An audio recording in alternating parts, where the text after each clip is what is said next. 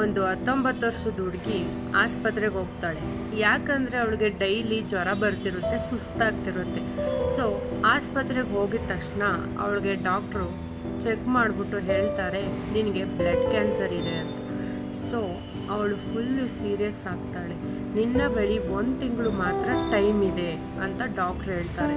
So ಆ ಥರ ಹೇಳಿದ ತಕ್ಷಣ ಅವಳು ಮಾಡಿದ ಫಸ್ಟ್ನೇ ಕೆಲಸ ಅಂದರೆ ಜನಗಳಿಗೆ ಸಹಾಯ ಮಾಡಿದ್ದು.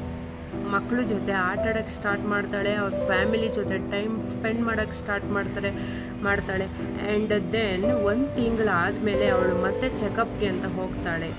ಅಲ್ಲಿ ಡಾಕ್ಟರ್ ಅವಳನ್ನ ಚೆಕ್ ಮಾಡಿಬಿಟ್ಟು ರಿಪೋರ್ಟ್ ನೋಡ್ತಾರೆ. ಆ ಡಾಕ್ಟ್ರಿಗೆ ಆಶ್ಚರ್ಯ ಆಗುತ್ತೆ, ನಿನಗೆ ಕೊಟ್ಟಿರುವಂಥ ಟ್ರೀಟ್ಮೆಂಟ್ ಫಲಕಾರಿಯಾಗಿದೆ, ನಿನಗೆ ಯಾವ ಕಾಯಿಲೆನೂ ಇಲ್ಲ ಅಂತ ಹೇಳ್ತಾರೆ. ಸೊ ಆ ಹುಡುಗಿ ನಗ್ತಾ ಹೇಳ್ತಾಳೆ, ನನ್ನ ಸಾವಿನ ಭಯವೇ ನನ್ನ ಜೀವನವನ್ನು ಬದಲಾಯಿಸಿತ್ತು ಅಂತ.